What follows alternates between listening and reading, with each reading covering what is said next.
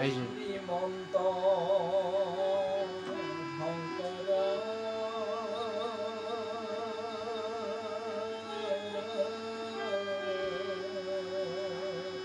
হৰি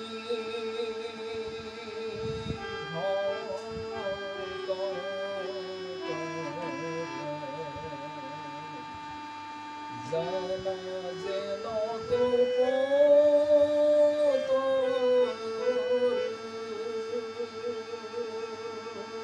তাহান্ত বিনাই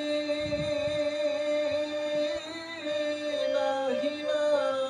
নাহি নাহি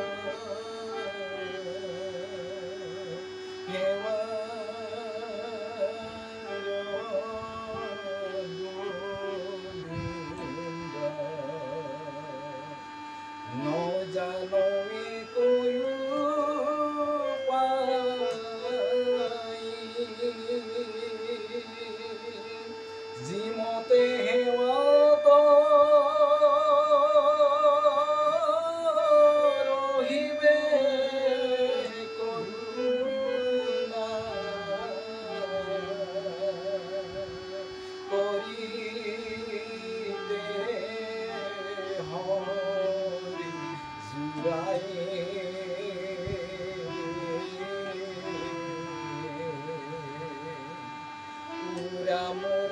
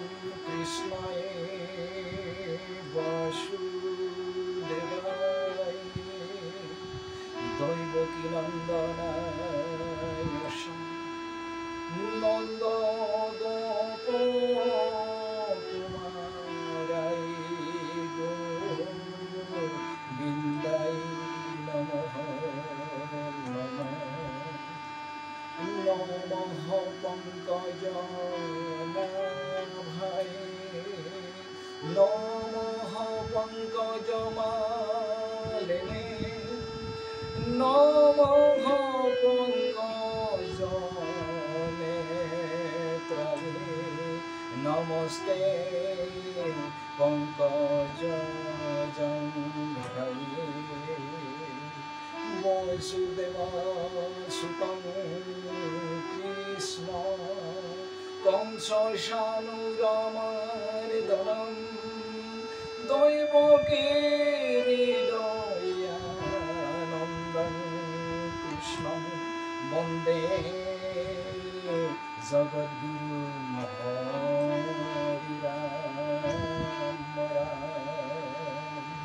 মোকং করতি বাসলং পঙ্গুং লঙ্ঘয়তে গিরিম যৎকৃপাতমহং বন্দে পরমানন্দ মাধবম যৎকৃপাতমহং বন্দে পরমানন্দ মাধব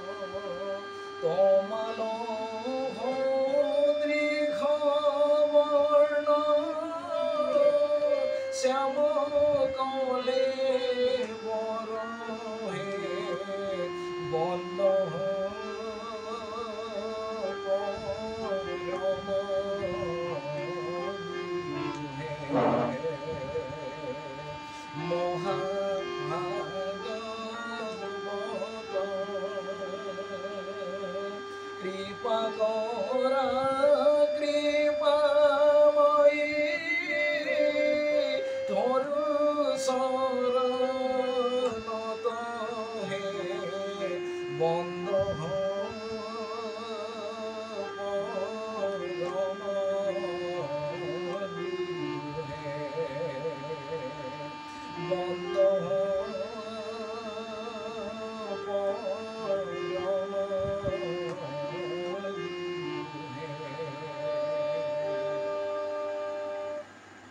প্ৰণাম ভক্ত বৈষ্ণৱ তথা শ্ৰোতা পাঠক পাঠিকা সমস্তলৈ আমি সেৱা নিবেদন জনাইছোঁ। আমাৰ ইউটিউব চেনেল যোগে আমি আজি নগৰবেৰা মালাঞ্চা নিবাসী কুমুদ কলিতা বাপজনাৰ গৃহবাসত আমি আজি ধাৰাবাহিক ভাগৱতৰ সান্নিধ্যত আমি আজি সংগীতময় ব্যৱস্থাৰে মাননীয় কুমুদ কলিতাদেৱৰ গৃহবাসত যৎকিঞ্চিত ভগৱন্তৰ গুণজপ কীৰ্তন কৰাৰ কাৰণে প্ৰয়াস কৰিছোঁ। আৰু ভক্তপ্ৰাণ প্ৰভুজনাৰ গৃহবাসত আৰু তেওঁৰ ভকতি ৰস ভগৱন্তৰ প্ৰতি শ্ৰদ্ধা ভক্তিখিনি আমি দেখি আমি নিজকে ধন্য মানিছোঁ। তেওঁ নগৰবেৰা আৰক্ষী চকীৰ ভাৰপ্ৰাপ্ত বিষয়া হিচাপে তেওঁ কৰ্মৰত অৱস্থাত থকাতো প্ৰভুজনাই ভগৱন্তৰ প্ৰতি যিখিনি ভকতি ৰস অন্তৰত ৰাখি দায়িত্বভাৰ লৈ তেওঁ চলিছিল। আৰু এতিয়াৰ পিছতে আজি বাপজনাৰ গৃহত এনেধৰণৰ অনুষ্ঠান বিভিন্ন ধৰণৰ বাপ ভকত আইমাতৃ সমস্তৰ জৰিয়তে তেওঁ বৰ্তমানত কৰি আছে ভগৱন্তৰ কৃপাতে। আৰু এই নীতি আদৰ্শখিনি যাতে অনাগত দিনত প্ৰভু ভগৱন্তৰ কৃপাত ভক্ত বৈষ্ণৱৰ জৰিয়তে তেওঁৰ দিনকেইটা ভালে কুশলে আগবাঢ়ি যায়, ভগৱন্তৰ নাম গুণ যতখিনি প্ৰচাৰ হয়, এইখিনিকে আমিও কামনা কৰিছোঁ। আৰু সেই সুযোগতে আমি আমাৰ ইউটিউব চেনেল যোগে আজি সংগীতময় ব্যৱস্থাৰে আমি যৎকিঞ্চিত ইয়াতে ভাগৱত পৰ্যালোচনাৰ কাৰণে আগবাঢ়িছোঁ, যাতে আমাৰ ভুলপৰাধ মৰিখন কৰে এইখিনি আৰু সমস্ত ঋষিচৰণত সেৱা নিবেদন জনাইছোঁ। কৃষ্ণ মাধৱ কৃষ্ণ মাধৱ।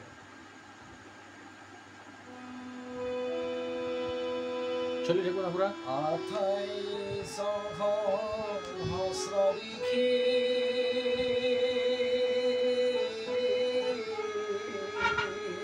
বেদত প্ৰধান বিষ্ণুৰ ক্ষেত্ৰ মহাস্থান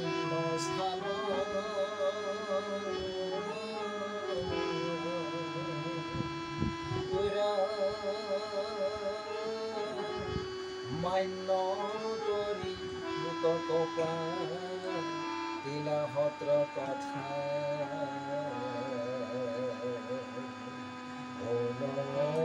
প্ৰমুখে শুনে ভাগৱত কথা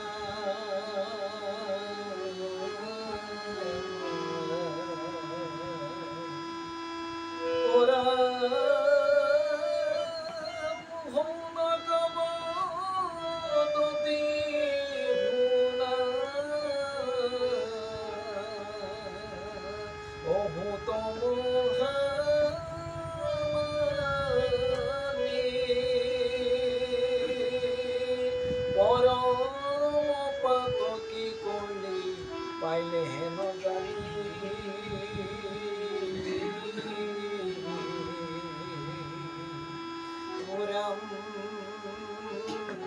আৰম্ভিল যজ্ঞ আখি সহস্ৰ বৎসৰ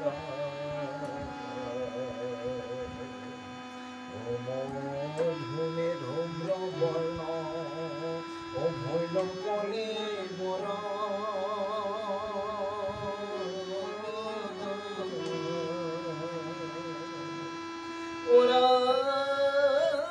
জাগ জগ যজ্ঞ কৰি দুখ পাইল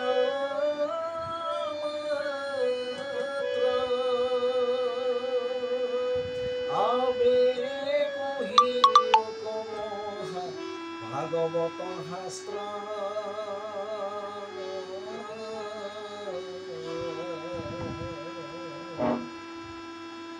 প্ৰভু সমস্ত আই মাতৃ সমস্ত ভক্ত বৈষ্ণৱ প্ৰভু সমস্ত বিষ্ণু নৈমিষা অৰণ্যত 28 সহস্ৰ ঋষিয়ে কলিৰ আগমনৰ পিছত মুক্তিৰ অভিলাষত তেওঁ সমস্তই যাগযজ্ঞ কৰিছিল। কিন্তু সহস্ৰ বছৰ যাগযজ্ঞ কৰি মুক্তিৰ একোৱে সন্ধান নোপোৱাত তেওঁলোকে ক্লান্তি হৈ শৰীৰ তাম্ৰবৰ্ণ হৈ ভগৱন্তৰ চিন্তনত আছে যদিও ব্যাকুল হৈ থাকে। হেন সময়ত তীৰ্থ পৰ্যটন কৰি সুতে আহি বিষ্ণু নৈমিষাৰণ্যত প্ৰৱেশ কৰে আৰু দেখিলে 28 সহস্ৰ ঋষিয়ে যাগযজ্ঞ কৰি ক্লান্তি হৈ বহি আছে। তেতিয়া সুতক দেখি 28 সহস্ৰ ঋষিয়ে তেওঁক সাদৰে সম্ভাষণ জনাই আনি আসনত বহাই তেওঁৰ মুখে তাহানি গংগা যমুনা সৰস্বতী ত্ৰিবেণীৰ তীৰ্থত পৰীক্ষিতৰ মুখ্য ক্ষেত্ৰস্থানত ত্ৰিবেণী সংগমত সুকে এই বৈকুণ্ঠৰ কল্পতৰু মহাভাগৱত শাস্ত্ৰখন প্ৰকাশ কৰিছিল। আৰু এই ভাগৱত শাস্ত্ৰখন শুনি বৈকুণ্ঠৰ নামভাগ শুনি পৰীক্ষিত গতিমুক্তি পাইছিল। এই কথাখিনি তেওঁলোকে মনত দৰাই সুতক সুধিলে যে আমিও যাতে পৰীক্ষিত সদৃশ গতি প্ৰাপ্তি হ'ব পাৰোঁ, গতিকে আমাক ভাগৱত কীৰ্তন কৰি আমাক শুনাওক। আৰু তেতিয়াই তেওঁলোকৰ প্ৰশ্নত সুতে ভাগৱত ক'বলৈ আৰম্ভ কৰিছিল। কৃষ্ণ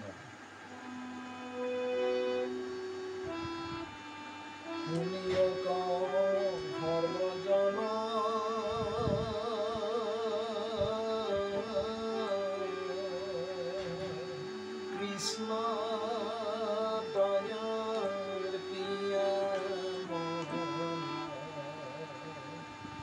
মহাভাগৱত কথা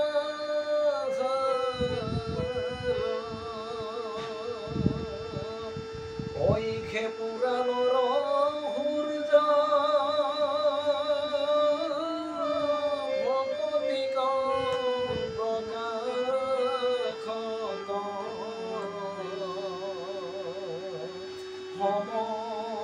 সমস্তমে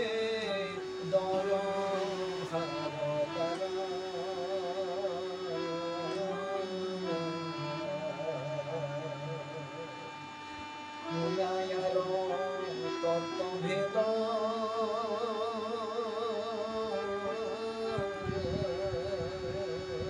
কল্পতৰু ভৈলা তাৰ ফল মহাভাগৱত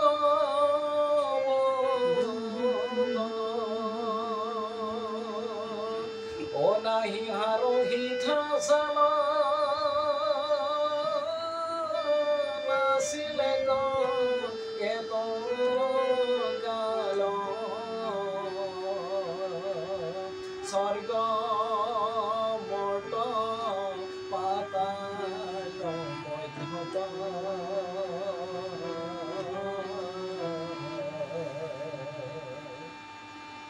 সাদতয় অমৃতময়ী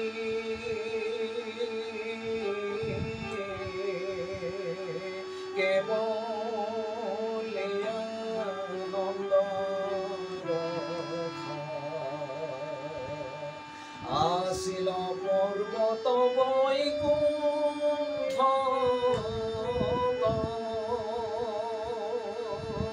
ও কৃষ্ণৰ কৃপাত তেবে অৰ্ধে কময়খ গৈল পাইলা ব্ৰহ্মা পদ্ম কল্পত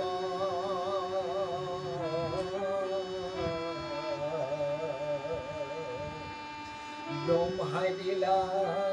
নাৰদক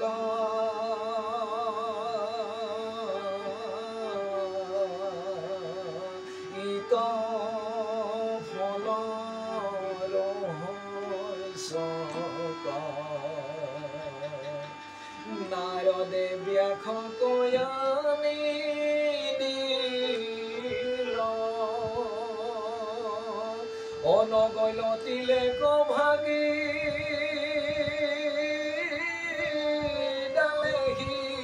ডালে লাগি লোক মুখে ভূমিত পৰিল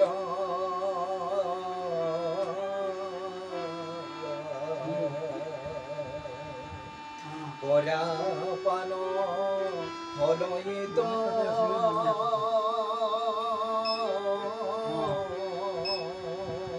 যাৰ ভাগ্য আছে জিত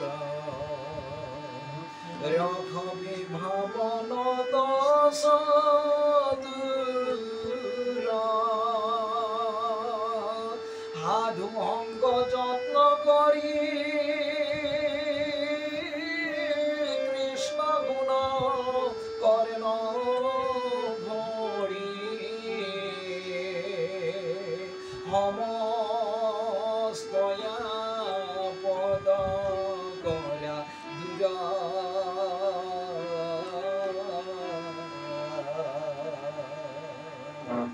প্ৰভমস্তাই মাতৃ সমস্ত ভক্ত বৈষ্ণৱ প্ৰভমস্ত মনকাৰী ঋষি সমস্ত সুতে সম্ভাষণ জনাই বৈকুণ্ঠৰ নাম ভাগি কেনেকৈ আহি ধৰাত বিদিত হ'ল এই কথাখিনি বিৱৰি ব্ৰহ্মা নাৰদ ব্যাস সুত এনেকৈ আহি তেওঁৰ মূৰত পৰা তেওঁ কথাখিনি মনকাৰী ঋষি সমস্তক বিৱৰি কল আৰু কল যে সাধু সংগ যত্ন কৰি কৃষ্ণ গুণ কৰ্ণ ভৰি সমস্ত আপদ কৰা দিব গতিকে সাধু সংগ অবিহনে আপদ বিপদ বিষয়ৰ জঞ্জাল এইবিলাক কেতিয়াও মুখিমূৰ নহয় গতিকে সাধু ভকতৰ বৈষ্ণৱৰ সদায় সংগ যাতে থাকে এইখিনিকে আমি গৃহবাসী হৈ কামনা কৰিব লাগে যিহেতুকে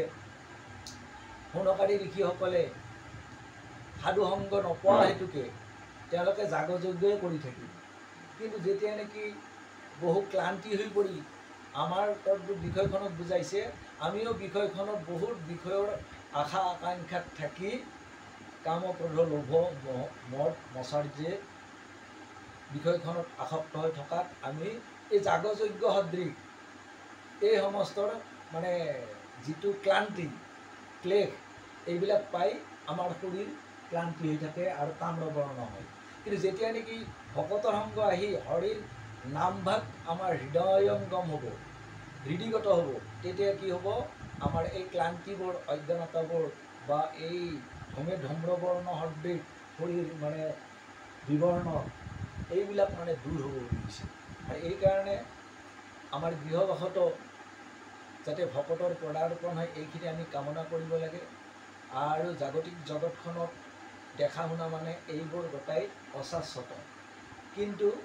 শাশ্বত একমাত্ৰ হৰিৰ নামখিনি আৰু এই শাশ্বত নামখিনি ক'ত পায় ভকতৰ সংগত পায় গতিকে এই শাশ্বত নামখিনি সদায় আমি কামনা কৰিব লাগে আৰু বিষয়খনত থাকোঁতে কি হয়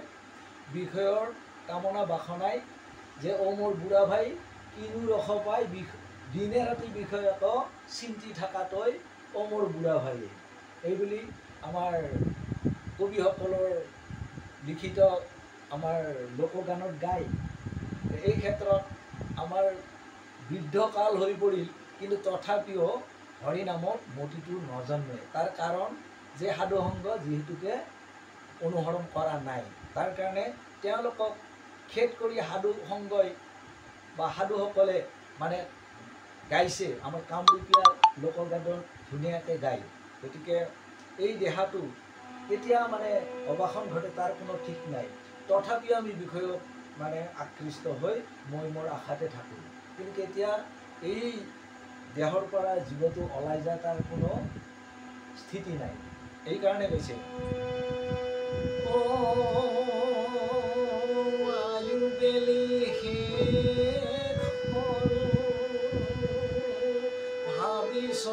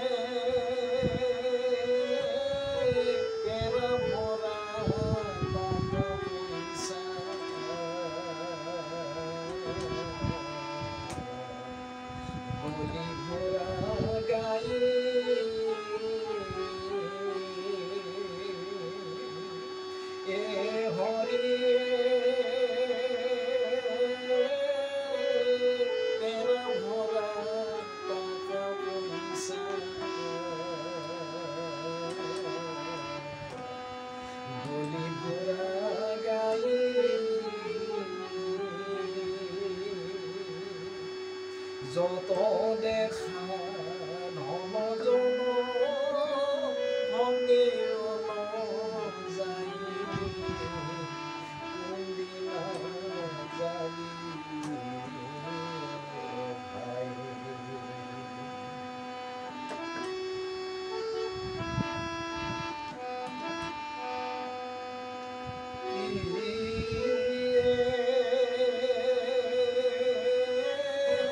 সুখৰ বন্ধু দামাদামি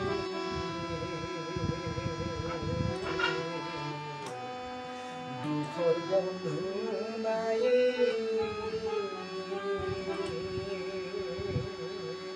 এ হৰি সুখৰ বন্ধু দামাদামি দুখৰ বন্ধু নাই নিদান কালত শ্ৰী হৰি পাইবাৰ আশা নাই কোনদিনা যাবি ভাই এই দেখাতে মন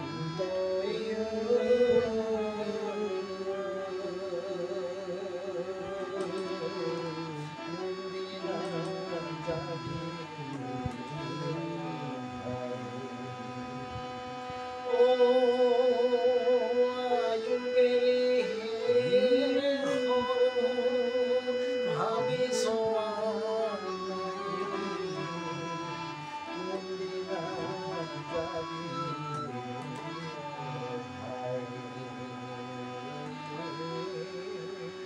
কোনদিনা যাবি